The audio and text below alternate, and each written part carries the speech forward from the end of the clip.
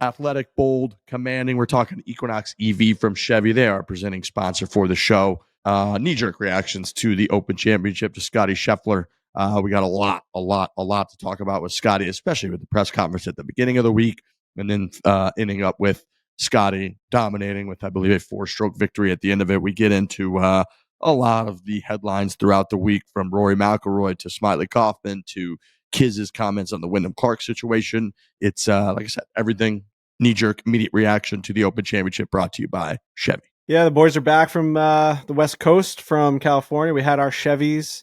We were ripping it up, that beautiful drive from Monterey up to San Fran and back. I love that drive. It's becoming something that we do a lot. So it's a familiar drive at this point, and the Chevy is the way to go for us. We love getting in our Chevys on the road. And yeah, just a great showing from Scottie Scheffler. It's like Groundhog's Day. You know, you get on here, you do a reaction podcast, and you just talk about Scottie Scheffler. There's not many storylines. You try and pick and choose which ones are worth talking about. There's not many. It's just Scottie Scheffler hits fairways, hits greens, makes 2 putts, makes a lot of birdies. It is what it is. And it's all brought to you by Chevy and the Equinox EV. It's got a massive 17-inch diagonal center screen, the largest of any EV in its class. When it comes to EVs, Equinox EV is the smartest choice you can make. He keeps showing up and dominating every single time. He's the best. He's going to keep winning. I like that retirement's on the table. I think that would be it. Can't be on the table. Retirement can't be on the table. Why not?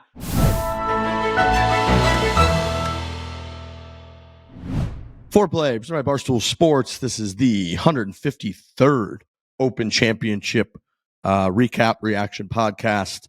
I guess at this point we probably could just get AI to play some like repeatable version of the beginning of the podcast after Scottie Scheffler wins. But my biggest takeaway is, gentlemen, I simply don't know how you beat a man who is probably the most skilled golfer of the last 20 years, and who also, from a mindset standpoint, thinks golf is the most meaningless thing a human being can possibly do. I just don't know how you beat that combination. So we were talking before we came on. When do you guys think an appropriate time to do this podcast would have been? When do you think we could have done it and it wouldn't have been inappropriate? Certainly my mind goes to after the first hole today, just that tap in birdie was like, oh my God, he's going to win this thing going away. But there was even some talk we could have done it on Friday and it wouldn't have mattered. Like that's the type of dominance we're talking with Scottie Scheffler, where it's like, yeah, we want to do a recap pod and we could do it Friday morning if we wanted to. That is just how dominant this guy is. Yeah, one of my buddies was like, oh, who do you think takes it home tomorrow? And I was like, dude, Scottie Scheffler would have to pass away tonight or on the golf course. Hopefully not, God forbid. But like, that's what it would take. The only time he didn't really get it done is when he got arrested. That's the only time it kind of threw him off his game. This guy, when he is in control like that, and when the rest of the field is battling course conditions or it's not, or you know, they're going for it and they're getting aggressive and you got to try and take some risks, he puts himself in a position where he doesn't need to take a single risk. He just hits the ball perfectly right down the middle, right into the middle of the green, pin high every single time, scares the hole for a birdie or makes it, and then taps in for a par.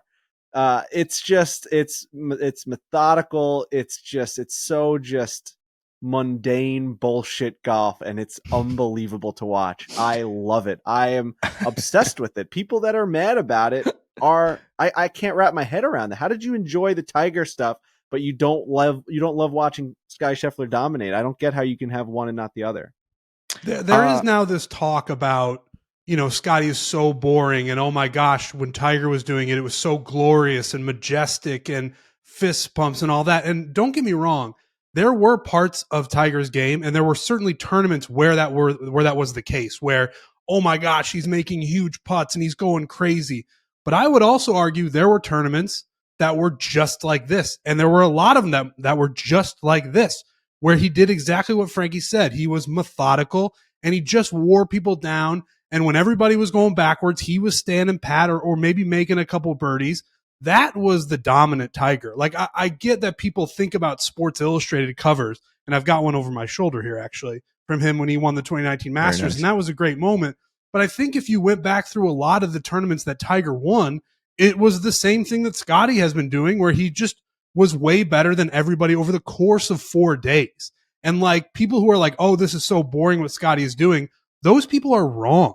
This is dominance. He won this thing. At one point, he was leading by 8 strokes. I know it lasted like 5 seconds, but he was on a Sunday winning by 8 strokes. And that is dominance in a sport that rarely ever sees dominance. So I just think for the people who argue that Scottie is boring and blah, blah, blah, and oh man, I miss the Tiger days when he was so dominant and awesome, I would say they're not that dissimilar, honestly. No, I understand. I agree with that like you can't have one and then bitch about the other, or like one and bitch about the other. I do understand that, like we want drama in sports. If you're watching the Super Bowl and it's a blowout, even if you think it's greatness, even if it was like, I know it was the Eagles blowing out the Chiefs, but it was the other way around and the Chiefs are blowing them out and they're on this dynasty, and you'd be like, oh, if I step back to 30,000 feet and I have this view of it, that's awesome. I'm witnessing dominance. But in the moment, the absolute thrill, the absolute like dramatics of what's going on in a tournament, and like Rory trying to get the Masters tournament done and hitting it in the water and then making a birdie and then making a bogey, and you just truly are on the edge of your seat the entire time. I think, on a tournament by tournament basis, I understand why people are like, this is boring. This is not the same thing. I think watching, like, legitimately, it got to the point on the coverage today where I think they almost were barely showing Scottie. It was like they were showing everything else because everything else was interesting. On 18, like, they barely cut to him in time. Like, oh, we're going to show you this guy hitting a little cut here on the 18th tee real quick. And then they were getting to the dramatics and the theatrics of like Rory and Haitong Lee, and they're like trying to like talk about his story and how important it is for China. And then they like barely cut to Scottie real quick. Like, oh, we're going to show this guy hit this little 3-wood cut here on 18T. Okay, let's go back to the green. Like, that was what the coverage was like. And it is a testament to, dude, I'm 3 hours behind East Coast time. We're 8 hours behind, I believe, the time in Northern Ireland where they're playing this. We could have recorded this exact podcast, my time, on Friday at like noon. I could have been done with this week's Monday podcast on Friday at noon. We could have done it. Like, he was minus 150. He shot that like 7 under, whatever he shot on Friday. And this thing is just a wrap. And it is so unbelievably impressive what this man is doing. It is since the WM Phoenix Open in 2022 that was his first win. That was 3 years ago. And since then, this man has won 4 major championships. He's got 3 of the 4 career Grand Slam legs. He's got 17 PGA Tour wins. He's got a gold medal. He had the dominant victory in the singles match in the Ryder Cup at Whistling Straits against Jon Rahm. I know that was right before his winning streak, but like the run that he is on, people are now coming out being like, no, it's not Tiger-esque. Like it is just, it's not maybe Tiger-esque. It is maybe as dominant as Tiger. The days, 1,197 days, down to the exact day, the same number of days from Scottie's first major win to his fourth was the exact amount of days from Tiger Woods to get from his first major win to his fourth. It is, I would say, in our career of doing this, gentlemen, we are now the farthest we've ever been from being the best player in the world. I don't think there's been anyone close to as good as Scottie Scheffler is since we started doing this show. I think the gap, he is making grown men like Rory McIlroy and these other guys, he is making them like ceremonial golfers most weeks, where they're out there and they know, and he knows, and everyone watching knows that they have no chance to beat him. They all practice golf. They all have TrackMans. They all like care about the game a lot. Rory works on his mental game. He's got the whoop. They all do this stuff and they all practice like he does. And they're just not even close to as good as this man is. And it's early in his run. It is early in his greatness. It's 3 years into this thing. He's still in his 20s. He doesn't even care about any of it. Like, it's just this guy is going to be a problem for the golf world for the next 10 or 15 years. And it feels like there's absolutely zero signs that he's just on a hot streak. This is, I think, just like the normal for a long time. Yeah, he's got all of his peers running their hands through their hair, walking off the golf course like frustrated after finishing, 11 under par, 12 under par, 13 under. in a major during the Open at Royal Portrush. Like, I watched Xander Schauffele miss a putt on 18 and kind of just be like, God, like he's frustrated because you got a guy that's he's setting the bar for like, that's as good as these guys are going to play, and he's that much better right now. That's got to be so frustrating. And I didn't get to experience that when Tiger was doing it in the early 2000s, like where you've got the field playing as good as they possibly can, and then there's another guy that's not even close. And that's what Scottie's doing right now, where you've got Harris English put up a 67, 70, 68, 66 and lost by 4.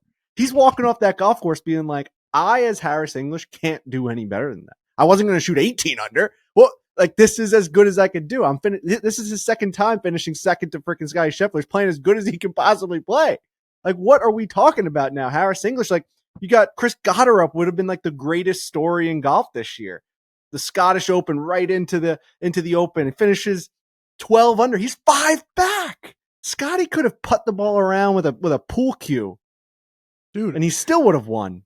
And Scottie made a double, and it didn't matter. It's like it didn't happen. Someone on Twitter said that they think that he hit that into the lip just to feel something. You know, like he just hit that just to feel something. The guy doesn't give a fuck. And that might be the worst part for his competitors, where he's like, I don't care. He was putting on, dude, the broadcast lives for the dramatic shots. And similar to what Riggs was saying, where like they barely got him in on the 18, like they showed him at one point on the 17th tee, I think it was, and he was just talking to Ted Scott, putting on lip balm. He was putting on chapstick, and he was looking out at. That was like when all the birds were in the background, and like it was just chaos, and they were waiting for the guys to get off the green on. I think it was 17, and he's just standing there picking at his little like cuticles or whatever you call them on his fingers, and he was putting on chapstick. Like the guy was just it was maintenance. It was a maintenance tee shot for him, just to look a little bit better, feel a little bit better. Didn't care at all about the shot coming up.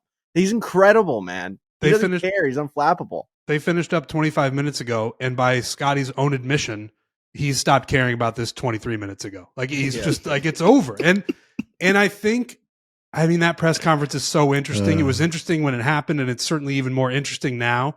He's a guy, you know, he obviously cares, and he said that in the press conference. He's like, I really care when I'm out there, but it's afterwards that it feels like it's a fleeting moment. And I guess, like, are people just going to try to have that attitude going forward? I don't know if people learn from how Scottie feels about winning major championship golf in a way that's incredibly dominant, but he's an interesting guy, man. People think he's not interesting, and I totally understand why. And Riggs, you made good points in regards to that, but he's just so dominant and kind of doesn't care.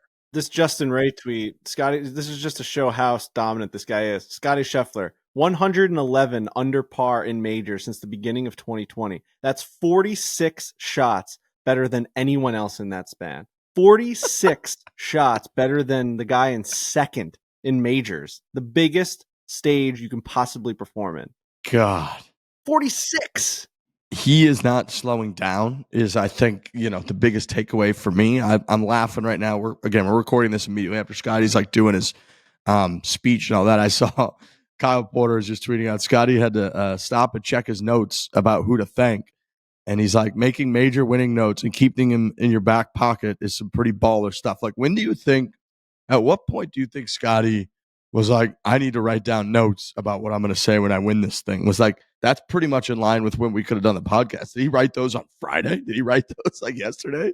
Is he on the 17th tee after he put on his chapstick, like Frankie was saying? It's Ron Burgundy with the flute in his He's like, oh, this? I wasn't prepared. I wasn't prepared to win this major in dominant fashion. It's crazy, man. No, it is very, very, it's shocking what this man is able to do out there. He, the tweet was kind of going viral over the last couple of days, or maybe yesterday, of like scenarios in which Scottie Scheffler could lose the event.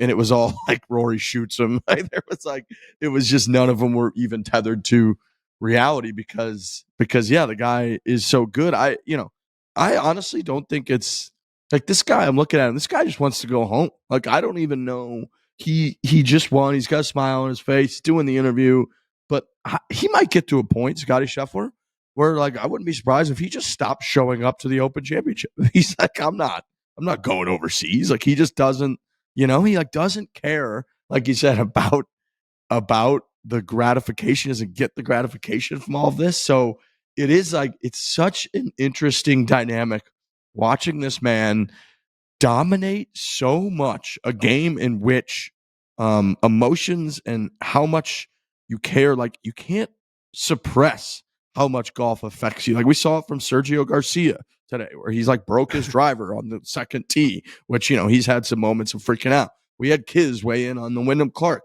where Oakmont, where he damaged the locker. It's like people playing this game brings out such fierce emotion in everyone who plays it. And then here is this man who is the best at it, you know, maybe that we've ever seen, or he's at least in that conversation and probably going to end up in that conversation.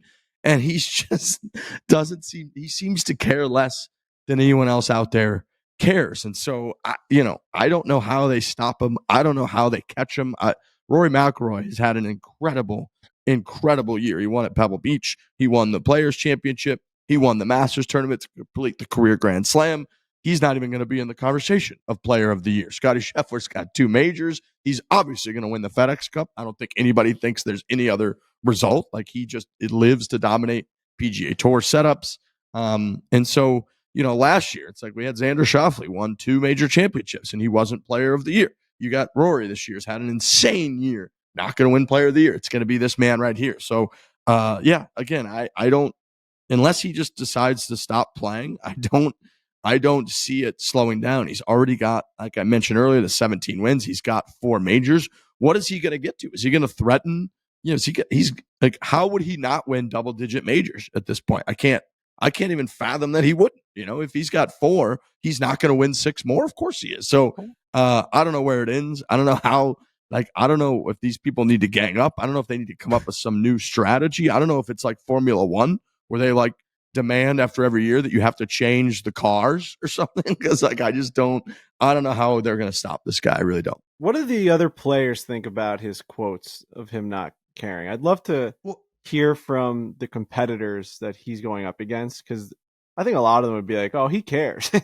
This guy cares deeply because he wants to win, and I'm seeing it. And we see him behind the scenes. We see him on the range. We see him with his whole entire team, Ted Scott, the whole deal. This guy wants to win real bad. And as we alluded to, and we're the biggest Scottie, group of all time. I posted pictures of how proud I am every single time he wins. I posted it 19 times, it feels like, over the last year. This guy deeply cares, and it's easy to say that you don't when you just keep winning. But I don't think I think it's not getting taken out of context, but it's saying he doesn't care isn't true. And he admitted that. He's saying when he's playing, he really cares and really wants to win and really wants to dominate. He just finds that once it's over, he looks back and thinks, that doesn't actually matter to me. He's kind of living in both worlds. And I think that's where guys would maybe agree with him, because he's not lying. He's not being disingenuous when he says, afterwards, this is just kind of how I feel. It would be disingenuous if he said he didn't care the whole time. Because we've seen the clips. We've seen him throw things. We've seen him be disgusted. It's just that he kind of, once he comes down off of the high, he doesn't quite understand why he feels that way. But in between the ropes, he cares. He cares a lot. Right. Yeah, you're not going to find him. Basically, you're not going to find him polishing off his trophies at his house. Right. It's something he doesn't dwell on. It's something that doesn't drive him necessarily from. But it's interesting because it seems like it does drive him. The guy cares about the history of golf. He's got to know where he's etching himself at this point, right? And you see Bennett running around. It's so funny. You see Claire Rogers, all these tweets and everything about the only time we're getting to see this baby grow up because of ceremonies, 100% major ceremonies. It's unbelievable. We're seeing the progress in this toddlers and infants life, based off of. I did have the thought when they showed Bennett, I was like, wow, Bennett's getting big. Well, we've seen 6 different iterations of this kid. He's a year and a half old. It's unbelievable. I do think as Scottie keeps doing this and he's at the peak of his career and he's only seemingly getting better, at some point having the kid and having the family, you would think would drive him to almost care more about all of this stuff, to leave this legacy. And I know that he doesn't care about legacies. We're all just going to get wiped off. And but that's his current way of thinking. I do wonder if at some point the tide starts to change just a little bit, where it's all right, if this kid's going to grow up to be a golfer or be in this world, it's pretty cool that dad has a shot at being the number one at this thing? I don't think so. Because he's like knocking on the. I mean, we're seeing all these stats now. Like daddy's with Tiger Woods now. You know what I mean? Like now we're starting to get somewhere. It was cute and all, like when you were just like Scottie Scheffler and Meredith. Now you're like, now you're the guy, dude. I just think he found out after all of this success over a 3-year span that if you had asked Scottie Scheffler in 2020, how do you feel about the game of golf? What do you want to accomplish? And does your legacy mean anything? I'd be very curious if his answer was like, yes, I want to be successful at this sport that I love and I've been grinding at my entire life. And then he has all of this success and realizes, oh man, that actually doesn't give me the feeling that I thought it was going to give me. I think it's going the opposite way of what you're saying. I think the more he gets and the more he accomplishes, and even if it ebbs and it flows like it usually does, like I think he'll just have the same demeanor. I think this is kind of how he feels now that he knows that success isn't going to fulfill him. I agree with you. And I think that everybody to a degree kind of understands that. Like we talk about it with sports of like, it's the, you know, the journey, like not the destination. When you're a fan of your team and they win, like when the Blues won the cup, it's like, you don't think about celebrating. You celebrate for like a day or two with your buddies. And then like, it's over. You're worried about like free agency that summer. And like, you think back to the moments in the games. You think back to like the double OT, you know, like those are the things that you kind of remember. And I think that like Scottie's version of that is he loves the process. Like he said, he loves the grind. He loves being on the range. He loves trying to get it done, competing, being on the back nine tournament. But he was, you know, kind of saying like, once you actually win, it's like not that exciting. It's like a couple minutes, your family runs out, we get an update on Bennett, how he's growing, and then like it's just over. You kind of go home and you do that. I think people understand that. I guess what I would sort of agree with, one element of sort of the public conversation of being bored by Scottie is like Tiger had the story of like he had Jack Nicklaus's major record pinned above his bed. And this is like an absolute machine who was taught from day one, watching his dad hit balls. And then he had a military guru sending him like motivational tapes that he like was training from day one to defeat Jack Nicklaus and be the greatest player in history. And it was like, this guy is on this pursuit that we're all going along with. And it's awesome. And I think what you kind of lose with Scottie a little bit is like, dude, we want him to like sit there and press conferences, and we want to feel that he knows he could be the best player in the history of the game. It's like, you know, something along those lines, I think, would maybe drive a little bit more like excitement around Scottie. Whereas what we get now, like you're kind of saying, is he's like, you know, he's just kind of detaches himself. He doesn't really transcend, you know, the game. He's not a corporate guy. He's not out there working on his brand at all. He doesn't do TGL. He doesn't do any of that stuff. He just plays golf, he goes home, and he spends time with his family, and that's awesome. It's an insanely good role model. I think that's a big part of the reason he is so good is because he detaches himself from all of that. But I do think as a fan, it's like, brother, he legitimately has the chance to go down as maybe a top 3 player in the history of the game of golf. This game's been going on forever. They started that Open Championship in 1860. They started that thing. And like, you're on this and you have this insane ability and opportunity. And I think that, again, as a fan, it's like, no, you don't get it. Like I think a lot of people want to shake Scottie a little bit, be like, you don't get it. Like, my life is meaningless, brother. Your life is actually pretty awesome. You could go down in history. You got this legacy. You got claret jugs and green jackets. Like, we need you to go do it because none of us can do it. And we need you to love it and cherish it and like chase this fucking legacy. It's unbelievable. We're out here shooting 90s all over the place. You know, like, you're awesome. Like, and I think that kind of is, you know, rubs people a little bit of the wrong way of like, we're all meaningless, dude. You're kind of not meaningless. You're better than we are. And like having him be like, it doesn't really fulfill you. It makes then everyone else be like, well, God, when I clock out at 5 o'clock, that sure ain't fulfilling if you're not fulfilled winning major championships all over the place. You know, there was an aspect of Tiger where you knew he would quite literally die to play better golf. Like he would put his entire life on the line, and he would do that every single time. And Scottie kind of seems like if one day he wakes up and he's like, I don't like golf like as much as I did yesterday, that he'll just walk away from it. And it's just boring is a weird word. It's like that. The way he looks at the game and his legacy and all of the wins, I think is very interesting. It is harder to sell to like a large group of fans. Like Tiger, that's an easy one where you're just like, this guy is like, his entire life is consumed and he will literally tear his entire life down to get one more win, to get one more major, to get one more whatever. And Scottie has an unwillingness to do that. And to the average sports fan, I think that's a little bit like, well, that's not what I want. I want somebody who is ready to put it all on the line all the time. But his actions are speaking louder than words. He's saying all these things and still showing up and winning. So like, you can't go on a press conference and be like, this is actually meaningless. Like, after I win, I don't know why I care so much. It only lasts for 2 minutes. And then he comes back out and prepares more than anyone and wins the next major. And it's like, well, dude, like at some point you're saying all this is like meaningless and everything, but like you're still like winning and showing like I understand what you said about the last one, but you just won again. Like, are you going to keep doing this until you have like 20 majors? You're going to be like, oh, this is meaningless. Like it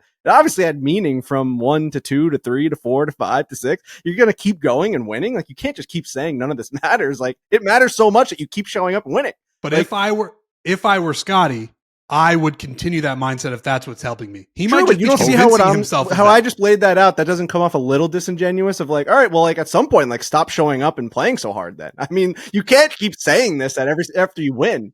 I don't think he would lie. I think he's really wrestling with it. But aren't the facts and the stats backing up the fact that he cares deeply from major to major and like he just keeps like nothing's changed. He's only getting better. So like, and I know that his mindset is like what he's just saying, but his mindset has not changed.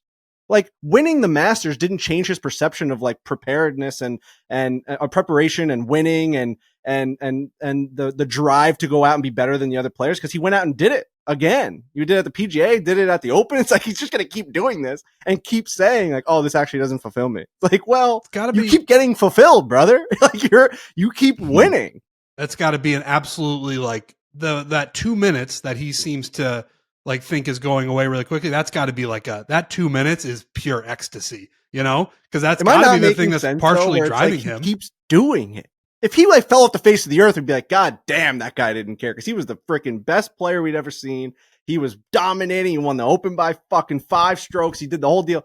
He's gonna win again. He's gonna win everything again. Like he's just gonna keep going. He's gonna win the Masters. He's gonna be the best player at the Ryder Cup. He's gonna win the Tour Championship. This guy is getting fulfilled. The fulfilled meter is through the roof, man. I just think the further we get away from that press conference, the less we actually listen to it because he's not making any real definitive statements in that. He's fully wrestling back and forth with it. So he's not. I know he says he cares when he's in between the ropes. And then when it's over, it leaves quickly. But even that, he goes back and forth on. He's like, I don't know why I'm doing this. I mean, I obviously love the game. I love the grind. I love practicing. I love the range time. But it kind of goes away. So I don't know. I'm not confused by it, but I think, well, I am confused by it. And I think so is he.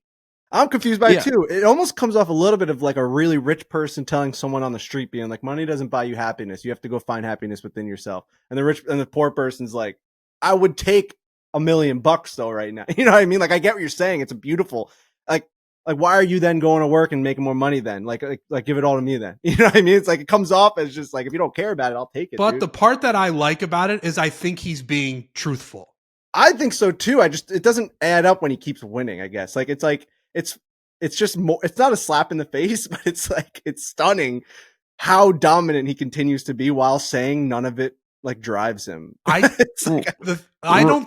just don't think he's saying it in a way that he has an ulterior motive where he's like, I'm going to say this and it's going to piss people off. And like, definitely not. No, I just think he gets put in front of a microphone and he's like, this is how I feel about it. And I'm pretty conflicted about it, just like everybody else is. Yeah. I think at the end of that 5-minute answer, you know, he kind of says like, I don't know if any of this makes sense. And he was kind of wrestling with it. So I agree. Like, I think he's struggling with the fact that, you know, he put his whole life into all of this, and he's saying that, like, I guess, you know, if you spend 1,000 hours per victory, he's like, then you get 3 or 5 minutes of satisfaction, and then it kind of wears off, and you're just getting dinner. And so I think that he was like being very honest and candid in explaining that. But I do think, like, I understand what you're saying, Frankie, where it's like, dude, if it's such a grind to be this good, to the point where we saw you at the US Open on the driving range, head on hands, frustrated after every single swing, getting into it with his coach, with Ted Scott, all of that. And then you're saying, from experience that there's not much fulfillment when you win, then it would be like, then why are you doing it? Stop doing it. Right. What do you mean? Why are you telling us that it doesn't fulfill? If it doesn't fulfill you, don't get on a plane and go to Ireland. Go stay at home. In my mind, you don't get the headline of being like this, like the most humble answer of all time, and then you go out and wipe the floor with everyone the next week. It's like it doesn't add up. It doesn't add up, dude. I didn't take it as particularly humble. I just thought it was how he feels. When that went viral, it was like there's never been a guy like this that's been at the top. I mean, it 100% was the takeaway. I don't know about humble isn't the word that I would use. I think people were like, "This is interesting." Yeah, I mean, if you're a thoughtful person, yes. Like if you actually are thinking through what he's saying. But I think the general headlines, none of this has any meaning. And then it was like the day I become a worse father because of golf, I'm quitting. It's over. It's like all these things are great, and I understand what he's saying. It's just I'm confused by it as much as it sounds like he is. The real takeaway for me is that I want him to continue to have that grind. I want him to have that fire. I want him to keep showing up and winning. I'm a huge Scottie Scheffler fan. He's the greatest person ever, and I want him to be able to have that drive to want to go after something here. It's not like a spoiled talent situation where I think he's just going to give it up. But if he keeps talking like this, you would think that the result would be he's just going to stop caring. I do think there's probably a part of him that's what else am I good at? You get so far down the path where you're, what is he, 29 now? And he's obviously very, very successful. It's I keep showing up because this is the thing I'm really good at. Just win for the next 10 years and be the best ever. I think he's gonna. I do too. Or he's going to walk away tomorrow, which would be equally as incredible. And that's what I mean. It's now we're thinking that. It's there's no way the guy keeps showing up and winning majors. There's no way he's going to walk away from this thing. It's crazy that that's following him now and his the takeaway of Scottie Scheffler. That this guy may. We did a podcast last week where we're this guy may retire. And that's why I'm so frustrated right now on this podcast talking, because it's that should not be the takeaway from Scottie Scheffler. He keeps showing up and dominating every single time. He's the best. He's gonna keep winning. Yeah, I like that retirement's on the table. I think that would be. It can't be on the table. Retirement can't be on the table. Why not? That will be the only clip. That will be the only clip that Social puts out. Foreplays I think Scottie Scheffler is going to retire. Of course. Yeah, Frankie, do you think? By the way, Frankie, do you think the shots that Scheffler hits around Augusta helped him this week at all? You think that led him to victory? Literally lick my asshole, by the way. Get the clip ready.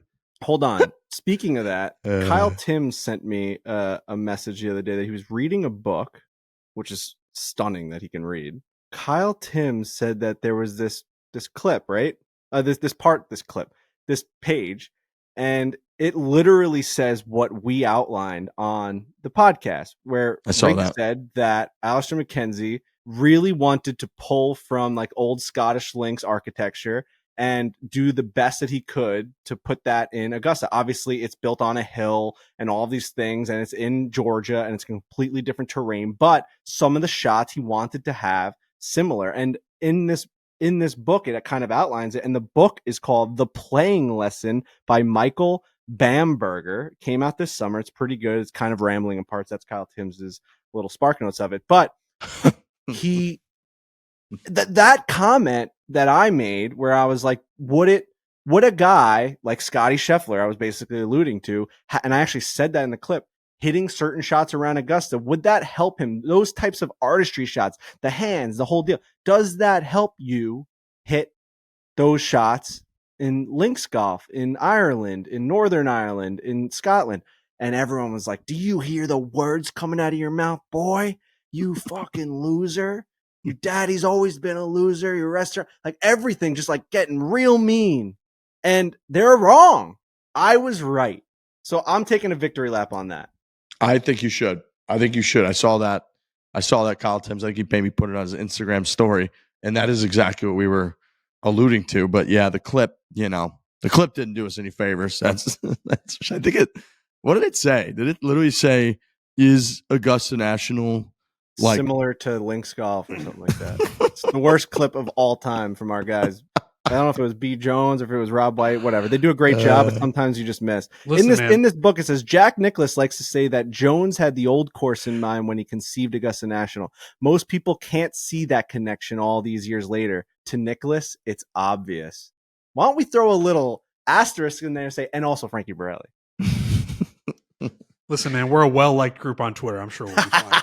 Yeah. That's no problem. I know that we just did a lot of comparisons to Tiger. Just got to bring this up. I'd be remiss to not bring this up. I have this bobblehead of Tiger, right? Yeah. Awesome little fist bump. It fell yesterday, and his ankle popped off. Come on, dude. So I don't know if this is like what are we doing? It's like a in the future voodoo doll or something. I mean, and I've got even worse. Ankle came off. This is his left ankle just popped off. I got even worse news. Man. What's that? I have another one that also fell. Both of them fell, and this one, his fist bump arm fell off. Oh no! Protect this man at all costs. Wrap his right ankle. His right ankle's gone. What the fuck is wrong with you over there? So, dude. So now this is what we got. What happened, dude? I have this freaking. I got these power tools. You don't know how to use that. Come on. No. And I got this Craftsman power tool, and I put it on my table, and everything went flying. I don't know what happened, but yeah, I got his little arm right here. So not good. Not good when you're talking about juju and just like you need all the goodness out of it.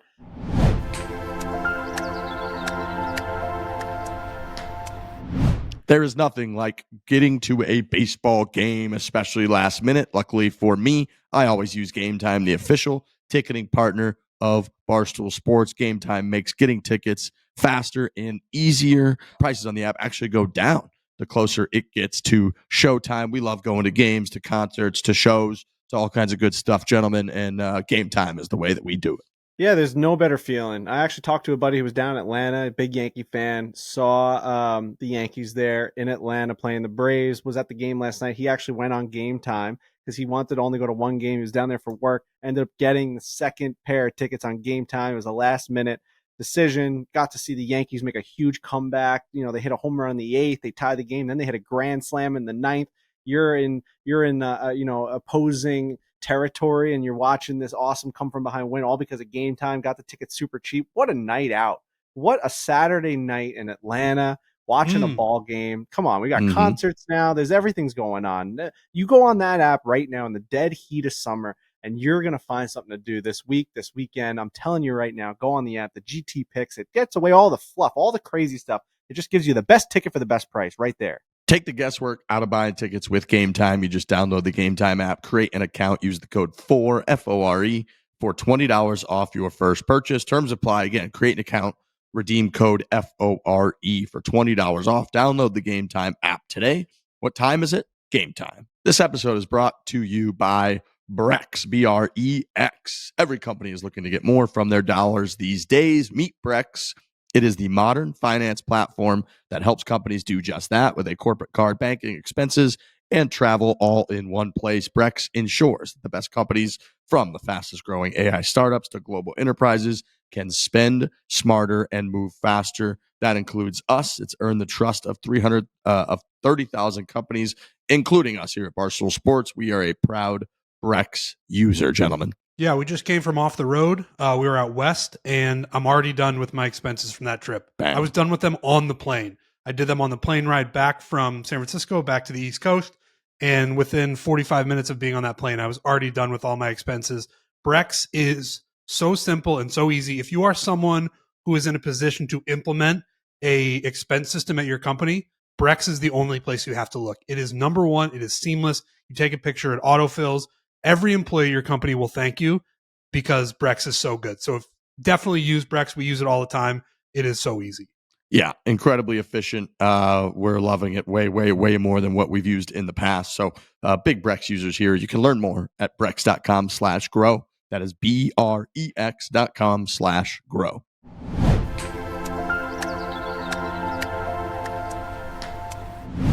Oh, and then just to finish this up, I'm rambling, but it all kind of connects. I got to give these shout outs because it all just kind of goes together. Colonial Springs, the club that I belong to, Trent Ryan belongs there. We've got a guy named Dean Muratore is how I'm going to say his last name. He committed to Michigan. He's been playing Michigan college golf. And our guy Dan, the head coach, the head golf professional, Dan Spasato, he is at Colonial Springs.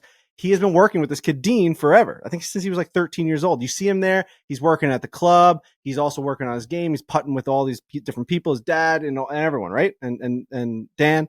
Turns out this kid's legit. Like, you hear people are legit at like a local club or whatever. You're like, whatever. This kid just qualified for the USAM. He's playing at Olympic Club in San Francisco. He just qualified for the USAM. He's playing at Michigan. He's playing in this amateur tournament this week in Texas, and he's warming up right next to Charlie Woods. Wow. So you got Dan on the bag. You've got Charlie Woods and Tiger on premises. So Colonial Springs is showing out right now in the amateur game. I had to give a shout out to Dean. We're talking Tiger Woods. Tiger Woods is there. And yeah, I've heard he looks good. He's there watching Charlie playing an amateur event, walking around, just around the game of golf. I love that guy's still in the mix, baby. You're still seeing Tiger Woods on a golf course, wearing golf shoes, holding a wedge in his hand. This guy's coming back, by the way.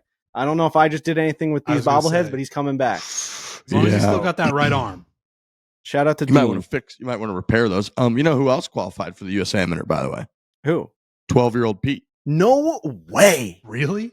12-year-old Pete is now like 17. And holy shit, I believe he's legit. Committed to Ohio State, and he qualified for the United States Amateur Tournament at Olympic Club as well. So 12-year-old Pete will be there. His dad was texting me last week asking how's the course play and the whole deal, because they're going to be out there next month for the US Amateur. So our boy, that loss is looking better and better. Fellas, is this going to be a situation where 12-year-old Pete is eventually going to grow up into adult man Pete, adult-year-old Pete, and like he's like messy, and we should have signed him when he was like 14 years old? Barstool Sports, Barstool Golf had the chance to have the next generation best golfer, and he beat you. We got Alistair missing the freaking PGA Tour every year by a freaking putt.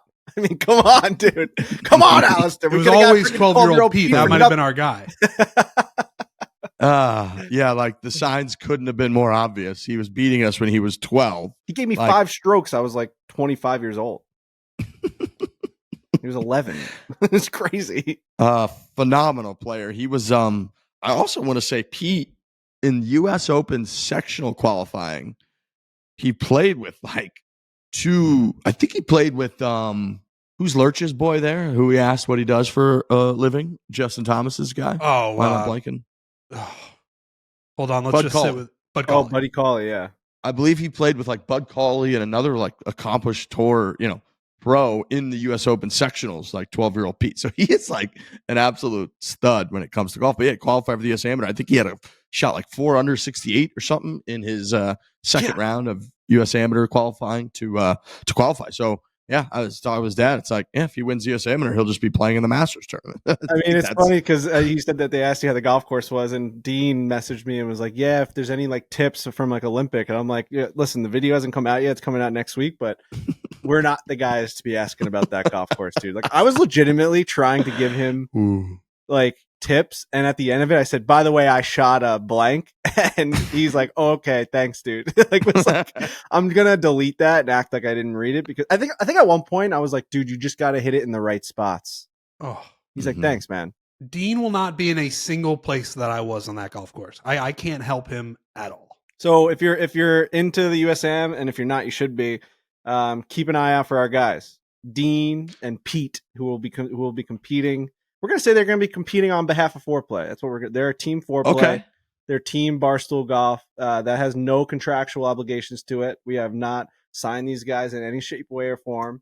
But we're going to claim victory if one of them do win the USAM. 100%. Pete Myers, Pinehurst, North Carolina. Phenomenal player. Yeah, he shot 4 under in the qualifying. So yeah, those are our guys, again, playing on our behalf. We got some more Open Championship stuff I want to get to, but while we're on the subject, talking about huge shout out to the USGA once again, who last week had us out for Olympic Club, and then Cypress. Last time we were speaking in a different tone because we were at the clubhouse, the kind of clubhouse at Cypress.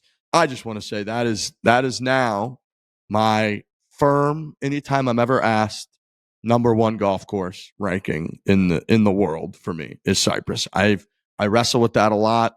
I have such a love for publicly accessible golf courses. Like Bethpage Black is in my top 10. I know obviously Frankie got married there. The place is unbelievable. the Pinehurst, like even Torrey Pines. I love ranking those really high just because they're awesome, but also because they're publicly accessible. And we get a lot of that this week with the Open Championship, and you're hearing about a lot of like caddies at Royal Portrush are members at clubs or members at Royal Portrush. I remember when first time I went over to Scotland, it was like my caddy at Carnoustie was a member at Carnoustie. And it was just like, it's such a different culture. I love that. However, having said all of that, Cypress might be the most exclusive place on the planet, impossible to get into. That is my number one ranked golf course I've ever played, and I don't think there's a close second. The video is going to come out. We had a great battle between the three of us. We did like a handicapped stroke play 2-day event, and it came down to the wire. So it was awesome. We put our own money on the line. It's going to be great couple videos. I can't wait for people to see it, but I would be remiss if I didn't sit here and just say Cypress is my clear number one. I cannot believe how good that golf course is. I love it. Really hard to put into words what you feel when you're playing a place like Cypress. You feel like you're not supposed to be there. You're not supposed to be hitting shots there, but then it's oddly comfortable once you're out there, and it's like, yes, there's shots out there that you won't be able to hit anywhere else in the world, which makes it like an automatic top course that you're ever going to play. It's forgiving off the tee. You're not really going to lose many balls, but like if you don't hit the fairway, you're in these sand dunes, which then definitely hurt your second shot. But it's not that type of golf where it's like, all right, like I got to be like right on point or else my day's going to be ruined. You can kind of knock it around. There's fairways that are conjoining and they are running, side by side where you can kind of hit the ball anywhere. The greens have all of these backstops that like you're hitting these awesome 6 irons and 7 irons with cuts and the wind is blowing. But, in New York, if you hit it pin high and it bounces, it's going off into some nasty fescue or into a chipping area. Here, it goes up the hill and kind of comes back down, and you're always in it. There's always that moment the caddy's like, oh, hold on now, that's coming back. or hold on now, it's going to come off the front. There's all these moments, and the caddies there were incredible. And it's just, I don't know where I rank it just yet. Because I do love the Pebbles and the Bethpages and Shinnecock and all that. Obviously, Long Island golf for me is always going to be like way up there. It's going to be hard for me to ever top that. But man, Cypress is like, God dang, is that a good place? That is a good golf course. And I'm very happy I was able to play it. And just shout out to the USGA. Yeah, shout out to the USGA. Shout out to Sergio and Brett, our caddy. Shout out to those guys. Because without awesome them, guys. And people are going to see in the video, I don't know why I would be, but I wasn't prepared for the greens at Cypress. I'll say that.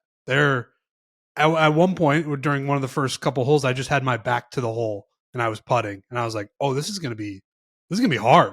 Yeah. Not that I didn't think it was gonna be hard, but I was like, I was not ready for that because Pebble's not like that. Pebbles, you're just kind of there and you're like, "Here we go. There's the hole. Let's hit the ball into the hole." And Cypress is like, "You got to start this thing way out here and then pray." It was a very interesting and very fun golf course. Yeah, I remember Frankie said that a couple holes in. Frankie was like, I simply was not aware of the green situation out here. I don't know much going to Cypress. I knew some of the holes. Obviously, like 15 through 17 and 14 through 17. That's like the famous stretch. But I didn't know that it had this. I didn't know that it had any sort of like thing. Like all these courses have a thing. I didn't know that their greens were their thing. And clearly they are. They're outrageous. And if you don't play with a caddy, I know Riggs a lot of the time likes to read his own putts, which is super impressive. But like, I think there's certain putts out there that you literally don't know where to go. And the guys 100%. That are there, like, I think I said to our guy, Sergio, our caddy, I'm like, if Tiger Woods came out here today, like he would need you to tell him like where some of these putts break. Cause they're outrageous. Like we were putting backwards to go forward, or there were certain spots where he's like, oh, it looks like it's a right to left, but because of like, we don't have grain out here, but everything goes to the ocean. So he's like, I'm telling you, trust me, it goes right to left to right. It's going to look insane, but you have to trust me. I'm out here every day. And it does. And you're like, all right, freaking Arnold Palmer wouldn't have been able to no one would have been able to read that. Yeah. Our second hole of the day, I hit a putt 90 degrees adjacent from the flagstick.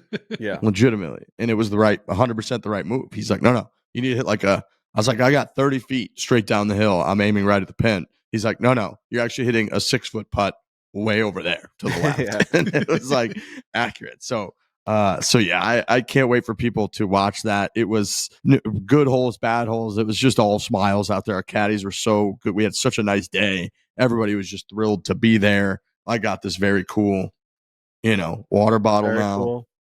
from Cypress. I left that in my Riggs' car. As I much left as I don't want to Riggs' admit it, I car. left it in my That's such car. a bummer. That's a bummer, fella. I left that in your rental car. Take a That sip. sucks. Your rental Take a car, sip out 'cause of we mine. didn't want to be carrying around. What is that? What is it?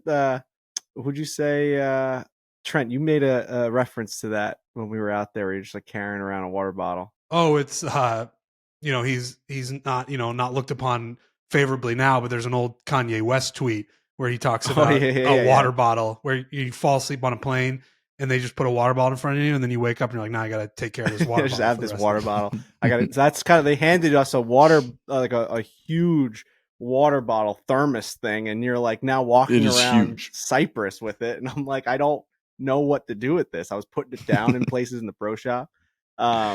Speaking of caddies, I mean, Ted Scott, that's his 6th major. Yeah, because he won 2 with Bubba.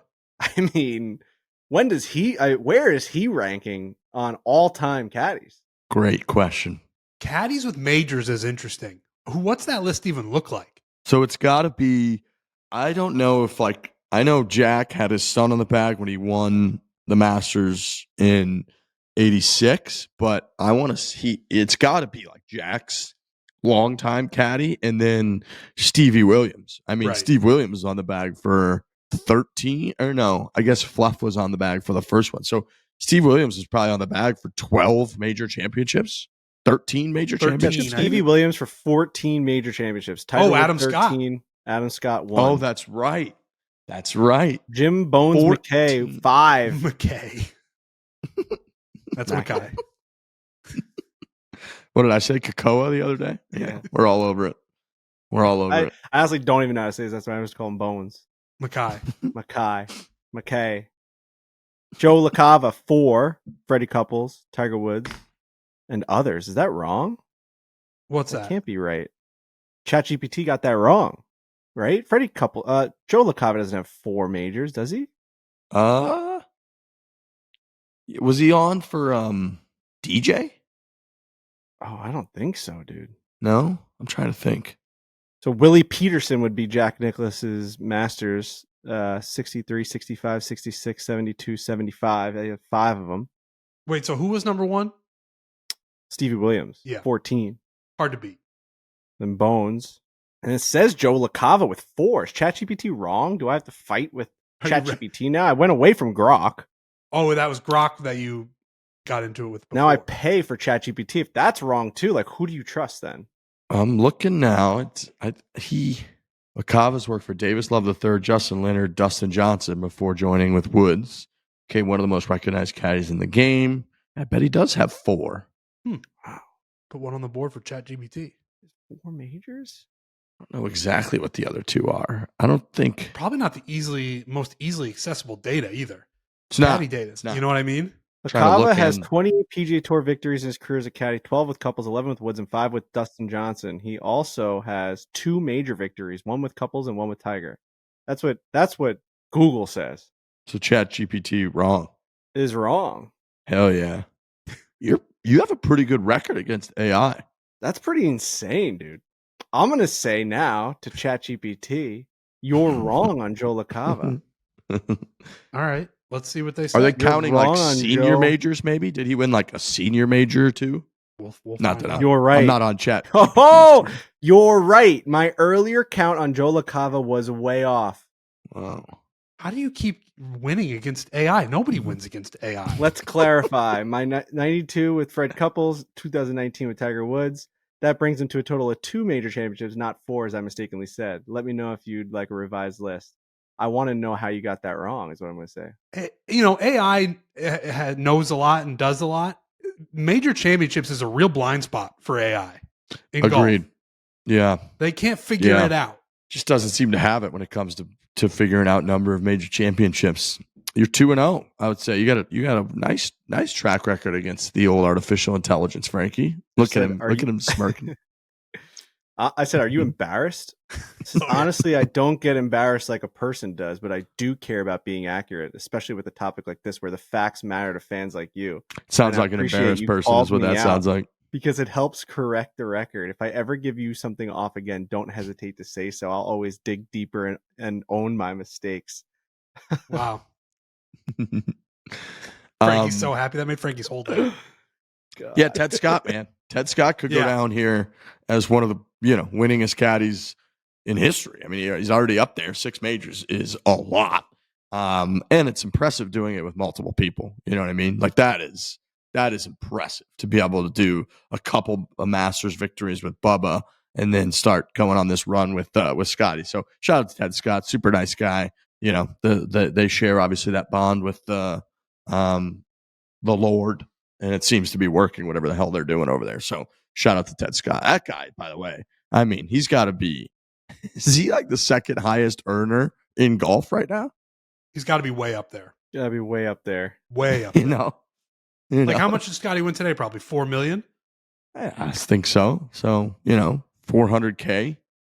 Yeah, I think he's already made more than that was a post just now on DraftKings that he's made more than like the highest earner in the NHL already.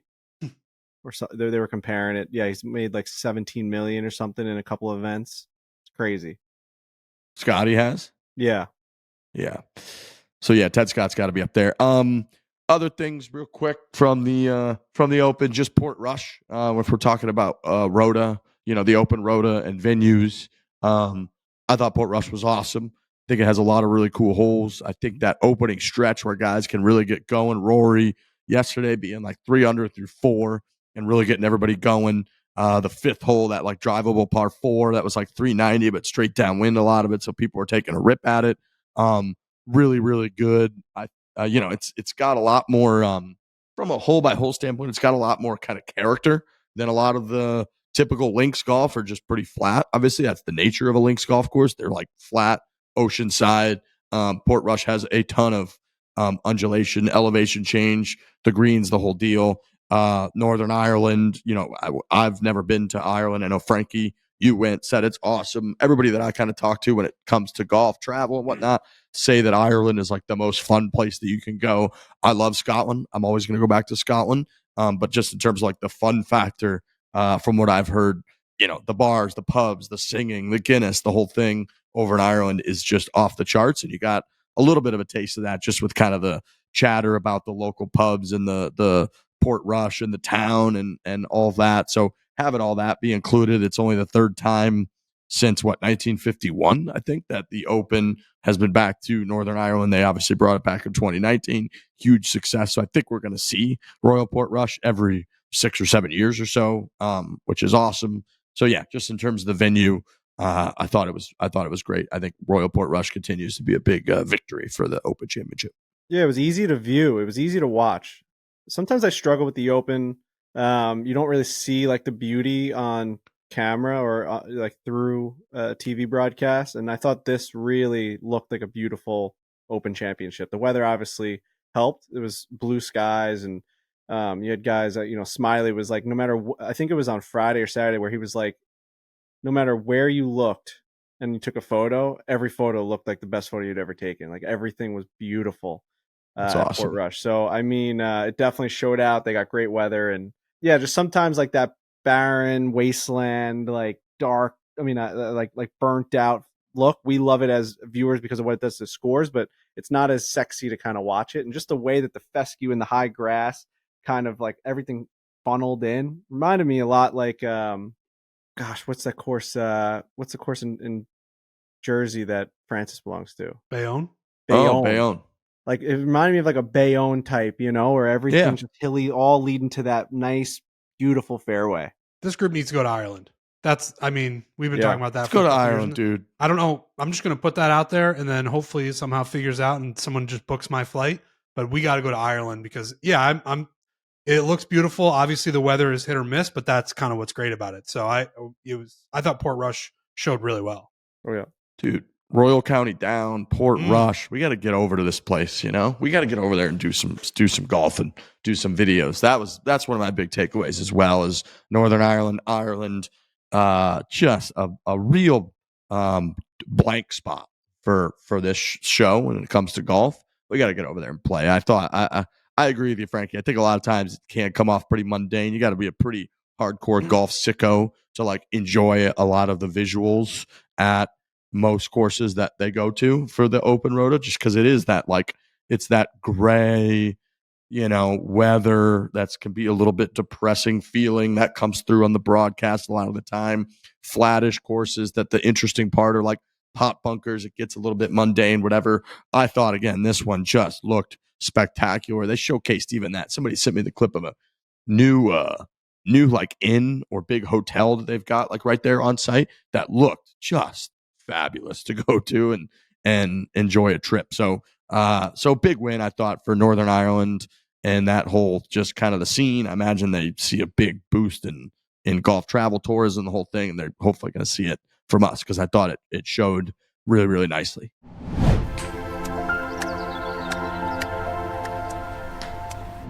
This summer, the sun is out, and so are the fresh cuts at Sport Clips Haircuts. That's the perfect place to cool off, watch some sports on TV while also getting a precision haircut from stylists who simply just get it. They've been specially trained to cut men's hair. Trent, I know you use Sport Clips. You love the app. The app's great. I do. The app is fantastic. You don't have to just show up and realize, oh, I can't get into a chair for 45 minutes. You log in on the app. It tells you how long it's going to be. You put yourself in line.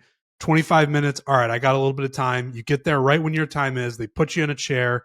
I get my haircut one all the way around. I do the MVP treatment. They take me back there, shampoo, a little massage, the whole thing, cold towel or hot towel, whichever one you want. I love Sport Clips. I am there all the time, and I really download the app. You'll find one near you. There's locations everywhere. Everybody needs a haircut. So if you need a haircut, download the Sport Clips app and go there. You need a haircut. You got to look tight. You got to look clean. You got to look like, it always makes you feel a little bit younger, look a little bit younger. You walk out of there feeling like a different person. Early 30s. And to not have that stress, like you're saying, of not knowing when you're going to get your hair cut and not knowing what kind of chair you're going to be in, you don't want that stress sitting there and you're looking around. Oh, is that guy done yet? Is that guy? I hate that. That's the worst part. And you get those looks. Oh, no, he was here before. It's like, oh my God. Yep. Just make an app. And that's what they did. And for this summer only, you can swap out the classic hot steamed towel for a refreshing chilled towel. It's an icy alternative that's the perfect way to defeat the heat. Sport Clips, it's a game changer. Pro golfers drive for show and putt for dough. The easiest way for you to make some dough betting on this week's golf tournament at DraftKings Sportsbook. Again, I know major championship season is now over, but guess what? You want to get some skin in the game. A lot of these players that are playing in some of these events are playing for their careers. They're playing for their lives out there. So you could get invested, bet on somebody to win, bet on somebody top 20, do it through the DraftKings Sportsbook. And new DraftKings customers, you bet $5, you get $150 in bonus bets instantly when you use the code FORE. DraftKings makes it a lot more fun, gents. I had Matty Fitz top 20. That hit. I had hole in one during the tournament. That hit. And then I had Tommy Fleetwood to win the entire event. That did not hit. But it was fun. It was just something to follow. And that's what makes DraftKings great. I had Justin Rose's top Englishman. It did not hit because Matty Fitz played so well. But Justin Rose was in the mix a little bit. He got a little bit of the yips at one point. But it's just fun. Like you said, find something that's not just a winner, especially with Scottie Scheffler winning every single event. Find something that's not just a winner. And you find some of these different types of bets or these parlays that you can build out. It makes it way better for viewing, for me at least. It gives me something to kind of be invested in. I had Russell Henley top 20. He finished tied for 10th. So shout out to Russell Henley. And then I had Adam Scott winning the golf tournament. He shot 9 over par and missed the cut. So you just, you never know what you're going to get. But DraftKings does make everything way more interesting. Download the DraftKings Sportsbook app right now. Use the code FORE, F-O-R-E, for new customers to get $150 in bonus bets instantly when you bet just $5. Only on DraftKings. The crown is yours.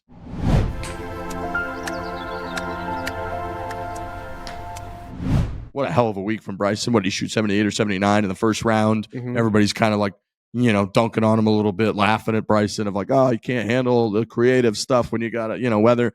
And then he turned that bad boy around. He went 78, 65, 68, 64, finished 9 under par for the tournament. I think he was top 10, tied for 10th. And then he said, he was asked if he had any conversations with Keegan. He said briefly, but then he said that Keegan put some motivational message in his locker. And that he had, Bryson believed he had kind of done that for everybody. Awesome to see that out of Keegan. Bryson had some other comments where he was like, quite frankly, like, we're sick of losing. Like, we need to turn this thing around. So all that kind of got me hyped up, because that is the only real remaining thing on the golf calendar that's going to get the juices flowing. So I like that little tidbit from Bryson DeChambeau. Yeah, great fight back. I mean, that's huge for a guy going forward. I know that golf's a game of building on top of results and the way that you play. It's not necessarily wins and losses. Obviously, one guy goes home as a victor, and it's mostly Scottie Scheffler who doesn't care about it. But if you're a guy like Bryson that had a bad first round, just like couldn't get anything going, and you can build upon 3 really great, fantastic rounds, pretty much to me shows that like this guy's ready to kind of, attack whatever's ahead of him, and hopefully that is the Ryder Cup. You need a Bryson on the Ryder Cup. You absolutely do. He needs to bring the fire. He needs to bring the energy. You need him on that first tee at Bethpage, that bizarre new first tee that they're building. I cannot believe they've changed the first tee at Bethpage. I don't understand why. What are they doing? To get more, dude, that was so weird when I saw that. Moved it front left, like in the hill. Like, it's no longer on top of the hill. There will be like a downhill aspect to it, but I would say it's like 20 paces down the hill and to the left. Like, I don't know why they did this. I think are they making it drivable? I was going to say, can they drive the green now? Well, I think the main reason was so that they can build this massive grandstand that goes around 18 and around 1. So it's like, it's right next to the 18th green.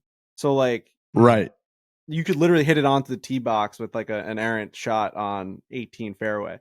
So like, I think it's like this huge dome of fans that are all going to be around the tee box and the green. But like, that first tee, if you're going to talk about iconic first tees, it's Bethpage right in front of the warning sign, hitting it over the trees. I don't understand why you would like move. That might be the most iconic thing at the golf course, and you just like changed it. Always a good idea to change something when it's iconic like that. Just to not do it. Always a good idea. Yeah, they kind of left part of it, but it's like it would be. I'm looking at it right now. It would be like the front left of that main tee box is like this little chunk, but the it looks like the main one that they're going to use, like Frankie's saying. Dude, Trent, I'm looking at it right now. It's like right next to the green side bunker on 18 green. Correct. I mean, they're going to have an awesome look at the green now. I mean, and I think it's, what does it play? Like 380? Something like that. I mean, I don't know if anyone's going to be able to hit it. Yeah, I'm trying to think about that too. But it always used to be like, are you going to try to cut the corner, or are you just going to put it out to the left? And now it's everybody is just going to go for it. Yeah, no, it's a shame. And if it's just strictly for like building grandstands purposes, I think that's kind of stupid. They could have figured out how to get as many bodies as they wanted to there, regardless of having to change tee boxes. It's also not a place that it's right. It's not a place that hasn't hosted events before. Like, yeah, we know it's a strange one. It's real strange. But I'll go back. I need Bryson on that first tee trying to hit the green now. You know what I mean? Yeah. Totally. So yeah, no, I thought that was great. What's with Shane Lowry hating every golf course he plays? Did you guys see this? Yeah.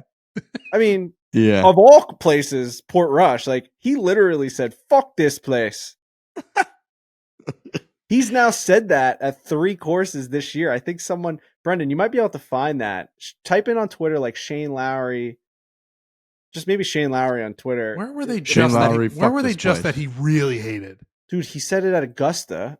No. He smashed the ground at Augusta and goes, "Fuck this place." It's like, he said it at Oakmont. He said it at Oakmont too. Oakmont, that's where I was thinking. He hated Dude, you got to find it. Someone put like 3 of them together. It's like, is there a course? Is he going for the Grand Slam? Yeah, that guy should have nothing but love in his heart for Portrush. I mean, that's what an iconic. Yeah, someone's like they paint you a mural on the side of like one of their biggest buildings, and you still are like, "Fuck this place." I know that might just be a part of his like way that he talks, and it's just like part of his vocabulary where, as he's playing poorly or something doesn't go right, like he's just like, "Fuck this place. I don't ever want to do this." Shane Lowry F-bomb complication. I think compilation. Compilation.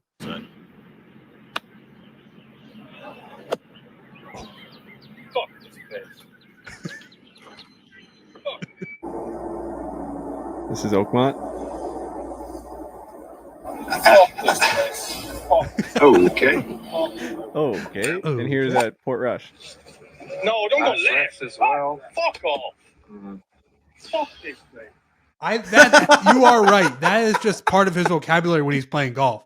I think so fuck too. This place. Which, that sounds like a soundboard is how consistent that was. Dude, you can't you got to get something else in the vocabulary, because if you're going to keep saying it like these places idolize, you know what I mean? Like That place idolizes you. Yes. Also, Smiley Kaufman, he had his first like on course fuck up, and he apologized for it, which I didn't think he had to, but it was a very funny clip. Yeah, that was a good one. He gave a little what the fuck.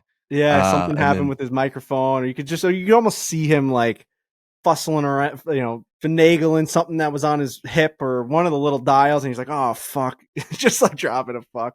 Yeah, I like the apology video. He was he just had a big smile on his face, very candid. I love Smiley. I think he's doing great. I thought Kiz was very solid up there on the broadcast throughout. I enjoyed, I thought, just if we're going to talk broadcast real quick, I enjoyed a lot of the graphics that they were doing with like the target stuff. And then they were highlighting, like, I'd never seen that before, but on the first tee, they had like the field goal post for out of bounds, and they were like showcasing the out of bounds. I thought that was cool. They were doing like, I saw at one point, I think they showed like aggressive target and then like conservative line. They had like both of those kind of things, which again, I thought was pretty cool. So that, because a lot of those tee boxes from the TV standpoint were kind of blind. It looked like they're hitting into fucking the abyss. And so you kind of needed to know where the tracer compared to where their ball was going to go. So yeah, I thought the broadcast overall, I thought they did a good job with all that. I thought, shout out to Lee Westwood of all people. Lee Westwood shot a 29 on the back nine. He had a putt on the 18th hole to shoot the first ever back nine 28 in Open Championship history. It was only the second 29 on the back nine in Open Championship history. The other one was Ryan Fox, which was also at Royal Portrush. I guess that was maybe in 2019. I'm not sure, but yeah, Lee Westwood of all people coming out and playing well. Brendan, we mentioned Kiz. Did you guys hear Kiz's comments on Wyndham Clark? I'd like to hear what you guys thought about that. That's been getting some response on social media. People are kind of confused by what he kind of meant by that, or why he was kind of putting, Oakmont in the hot seat, saying how did that Oakmont and the USGA being like, how does that get out? I think what he said, I believe Kiz said that the locker room is usually a sacred place. Here, we can play this. Play the clip, yeah. Good call, Brendan. The ending of this is interesting. To be better. Yeah, I'm not sure anybody in the situation handled it properly. Wyndham probably could have nipped that in the bud with an earlier, more justifiable statement, but locker rooms are supposed to be sacred. Not sure how that picture got out. USGA can help with that, and I think if everyone just sat at a table face to face, that situation could go away pretty quickly. I think that's a very Kiz take on that. I think like just him, I think the ending of that, I agree with, like people just sitting down and like hashing stuff out instead of it playing out on social media is not a take that I'm surprised Kiz would have. And I guess like I didn't really take that as him being like shame on the USGA for it getting out. I took that more as when you say a locker room is kind of a sacred place, I think of like in other sports, like in, hockey or football, like in the locker room, if two teammates get in like a fight in the locker room and stuff, that shouldn't like get out. That's like what goes on a lot, shout out to Trump, a lot of locker room talk. But I think that's kind of the take that I took from it, not like blaming other people for putting it out, but more so like, yeah, what goes on, like locker room is supposed to be a very private place. That's the definition of kind of a locker room. And so what comes out from the locker room, it shouldn't be out is not like a surprising take to come from Kiz, I guess. Who put out the original picture? Was there a picture that came out, or was it just a picture statement that came out from No Laying Up? Wasn't it? Was it Tron? I think it was Tron. And I think the way that I think it went out was somebody, maybe a member or someone that was working in the locker room took the picture, sent it to somebody. I think it was like Tron at No Laying Up, and then he put it out there, which I don't fault those people for doing that. But I guess what I'm saying is like, I think that it's being spun a little bit, like Kiz blaming the USGA. And when I hear that, I think I took it more as Kiz just being like, it's kind of an unfortunate situation in general that like, all the judgments are being made from something that's like kind of usually supposed to be in private. But I also like Oakmont banning him until he pays and all that surprised me that Wyndham hadn't like reached out and offered to like obviously pay and fix everything. So then I think a lot of the onus is on him, where I thought that was stunning. Like they're like, oh yeah, he needs to like pay for the damages. Like, how had he not done that already? Yeah, Wyndham not reaching out to them is insane. I think definitely Kisner's coming from the player perspective, which a lot of people aren't understanding when they're hearing that or reading his quote on that.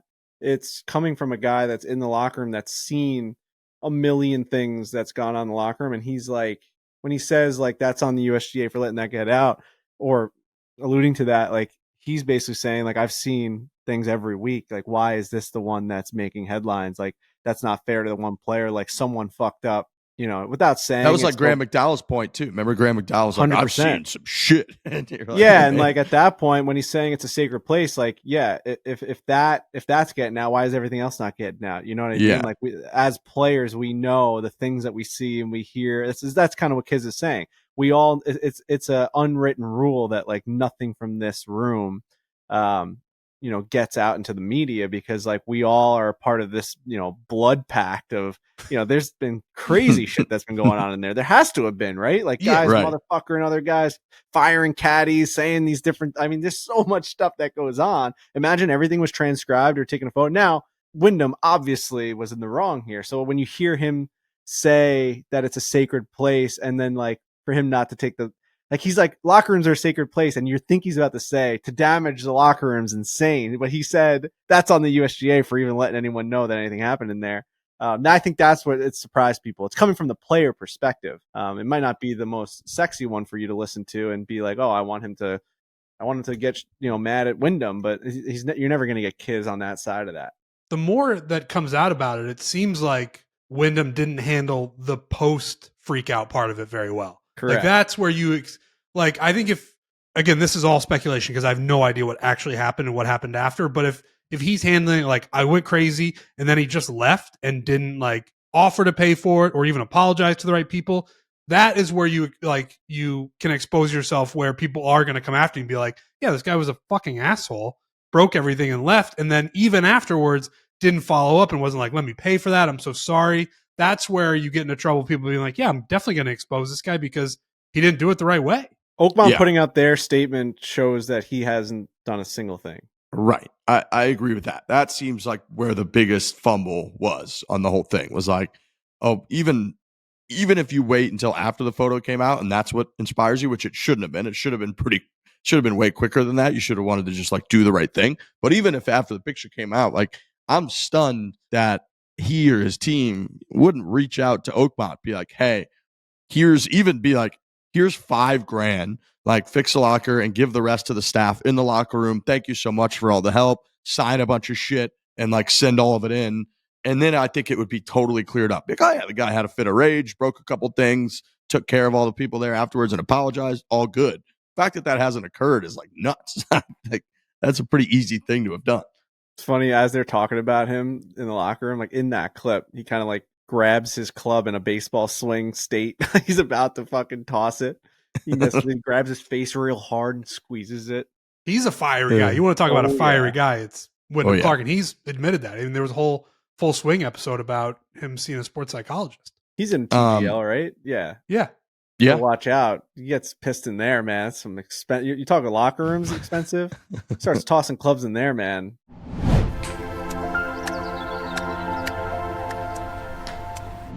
Happy Gilmore returns after 29 years, fellas. Adam Sandler brings his iconic and beloved character back to the green, featuring Julie Bowen, Christopher McDonald, all kinds of the characters that you love. I know there's a bunch of cameos. Rory McIlroy, Scottie Scheffler, Brooks Koepka, Bryson DeChambeau, Justin Thomas, Will Zalatoris.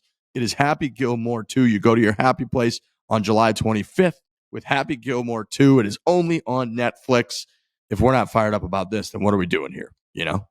Happy Gilmore is an all-time classic. We're very excited for number 2. I just watched the first one the other night for the first time in a long time, and those quotes are so good. I hope the new one has long-lasting quotes, because the first one just hits so hard. This guy's in the sand more than David Hasselhoff. Like all of these, that might be. I think this goes left to right. I think that's because he only has one shoe on. I mean, Brendan Jones, our producer, could rattle off maybe 50 of them right now. He is a huge Adam Sandler fan, maybe the biggest in the world. So he will be. I know that you don't like rush to the theaters for this because it's on Netflix, but Brendan Jones, the second this goes live, will be watching Happy Gilmore 2. Shouldn't have been standing there. Shouldn't have been standing There's so many. It's like when you're talking about iconic movies, it's like Happy Gilmore in terms of golf it's number one by far. Number one. Well, Caddyshack's up there too, but like I'm telling you, Happy Gilmore just hits for our generation as hard Definitely. as any movie could possibly hit. It's nostalgia, it's golf, it's Adam Sandler. It just hits like you wouldn't believe. I can't wait to see the second one. Grizzly Adams did have a beard. Grizzly Adams.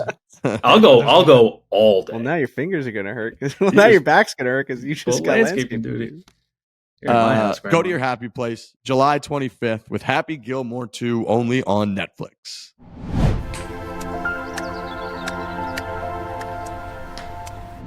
A little bit of a ricochet shot at Rory's age. I saw Trent tweet about this. I believe our Mr. McIlroy is 36 years old. Is that right, Trent? Rory McIlroy is 36 years old, and I believe Dan Hicks said when Rory was making his walk down 18, and they're like, "Oh my gosh, this guy means so much to this area. He's so accomplished. He's made golf even more popular in that area than it was because of his success." And they're like, he's in his late 30s now, so who knows, kind of where his career goes. And I was 36. That's mid 30s at most. And when you're 36 years old, let me tell you something. You're young, you're spry, you're hot, you're like super sexy, and you're certainly not even close to 40 years old. So for them to imply that Rory McIlroy is basically knocking on death's door Over the at hill, the ripe right? age of 36 years old, I thought was incredibly inappropriate. I agree. I was stunned when I heard late 30s. I was like, is Rory older than I thought he was? That I saw 36. Every 36-year-old currently on earth is the coolest, most awesome guy. It was Right. my Call point. mid 30s, 34 to 36, I guess. Yeah, you would agree though. 36 isn't late 30s. No, 37. 37 I'm on board with. 36 is at the end of mid 30s. Like 37th birthday probably has a little bit of a feeling of like, all right, we're approaching 40. When you turn 37? Yeah. Yeah. Your boy is approaching 40. I'm 38 and a Yeah. half. So Yeah, that's Oh wait. 40 weird. I'm 36. 40 is You know. on the horizon, fellas. That is something that you're just 40s, you start yeah, thinking for about. rigs, like 40s, like you can see it in your calendar on your phone if you do just like a little bit too many swipes to like look at like if we're going to Ireland next year or something. Like if you go just a little bit too far, you're 40. Yep. That's right. You can feel the window closing to 40. You can just see it all day, every day. Rory's not there. No. Rory's not there. 36. We got 69 days until the Ryder Cup. That's our next event. Our next real big one. Like I said, it's going to be a big week for us. Shout out to Jersey Jerry. Jersey Jerry. Huge broke shout out 100. to Jersey Jerry. Huge shout out. 97, right? Is that what he shot? Yep. Yeah, with just a biblical back nine. Just different. 51 Absolutely on the different. front.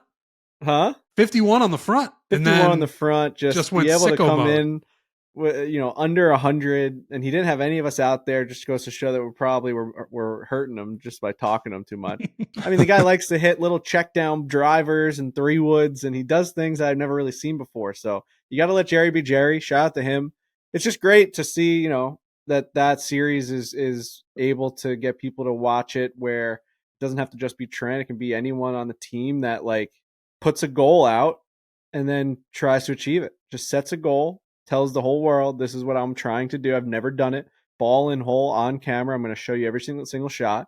And if we don't do it, we're going to do another episode. That's the best part. Each episode people watch and they're like, you didn't do it. You're never going to do it. It's like, it's a series, dude. Like, it took Trent like 29 episodes from 100 to 90. We went for years. Like, of course, this episode we didn't do it. We're going to have another one. We're going to try again. I was in my early 30s when we started that breaking. That's 100. right. Early 30s to mid 30s was breaking 100 to breaking 90. So, yeah, Brendan was out there with him in Jersey, and he was just the best vibes. I just wanted to remind you. That's why I popped on the screen here. I was out there with Jerry. He's played so well in the back. The bunt. He's got the bunt driver in the bag. When It's he a called good shot, man. When he called us in the car, he's like, "No fuck shit out there, boys." Remember that when we were driving to California? There's no fuck shit on the back nine. We were dialed.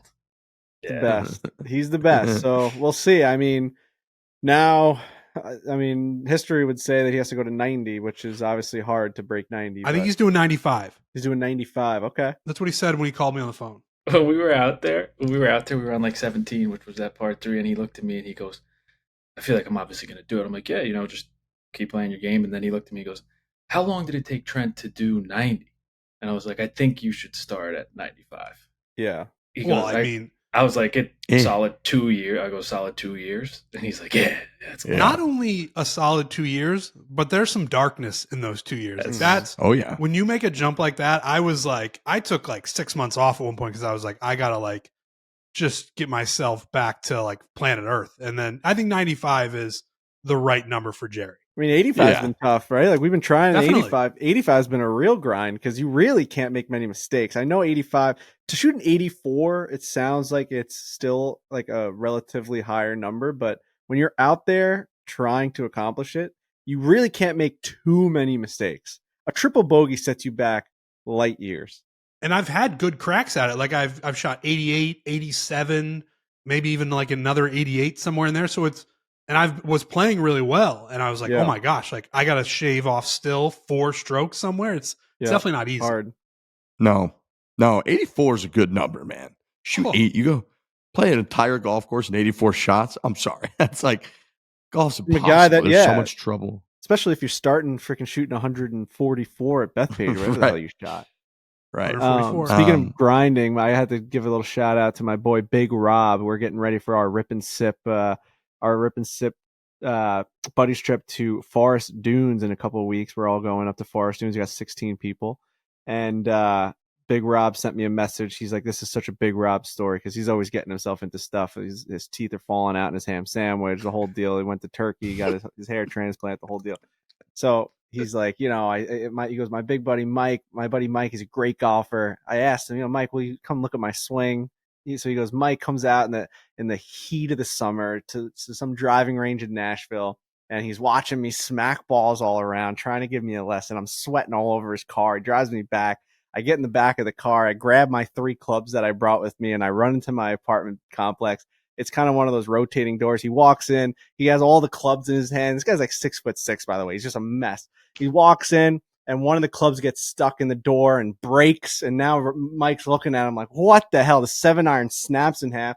So Rob's walking back into the thing. Mike comes running out of the car and goes, "Oh, Rob, I think you grabbed one of my clubs by accident." So Rob's looking down, and he has 2 7-irons, and one of them snapped. It's Mike's club. He took out of his bag by accident, snapped his iron. He's like, he hands it back to him just in shambles. And the guy's like, "What just happened? Like, what happened? How did you leave my car in the middle of a city?" Yeah, and I just ran up to you to get my club back, and it's in 2 pieces. So that's a Big Rob moment if I've ever seen one. You can't make this guy up. He's like, "What do I got to send this guy? 1,000? Like, what does a club cost?" He's like, "I don't know." The guy's like, "Don't worry about it. It's just a shaft." He was like so nice about it. He's like, "I'll just get a new one. It's fine. It's not that big of a deal." But just classic Big Rob. Classic. You can't make this guy up. I love You it. gotta love Big Rob. Yeah, Oh. he's the best. All right, boys. Well, that's all I got. Major championship season, it's over. We had pretty damn good season. Rory, obviously at the Masters, JJ Spawn at Oakmont with the putt, and then Scottie with a couple pretty dominant victories. Him and John Rahm going at it for a little bit at Quail Hollow. This one was pretty much over, like we said. My time, this thing was over by noon on Friday. So maybe not the most electric finish of all time, but Scottie Scheffler is inevitable. So congratulations to Scottie, friend of the program, and playing, some of the best golf we've ever seen. So nobody's got anything else. We, we'll be back on Thursday per usual, second show of the week. We're building up to the Internet Invitational. It's kind of the next big thing, I would say, on our radar. I'm leaving, I'm leaving Tuesday for 4 straight weeks on the road. I guess on the road in air quotes a little bit, but doing Pinehurst. Got some buddies coming out of Pinehurst for the week. So be staying at my place there, and then going Pacific Northwest. We got 2 Barstool Classics, Gamble Sands, and then Coeur d'Alene. Going straight from there to my boys' trip. It's pretty much the same week as Frankie's, both doing Michigan. Going to Arcadia Bluffs for the week with all my St. Louis guys and my brother, and then going straight from there to Big Cedar for the Internet Invitational for the week. So even though major championship season's over, we got a lot of stuff cooking. So we'll be back on Thursday. Congratulations to Scottie. Hit it hard. Yep. Hit it hard. So proud. So proud. Hit hard.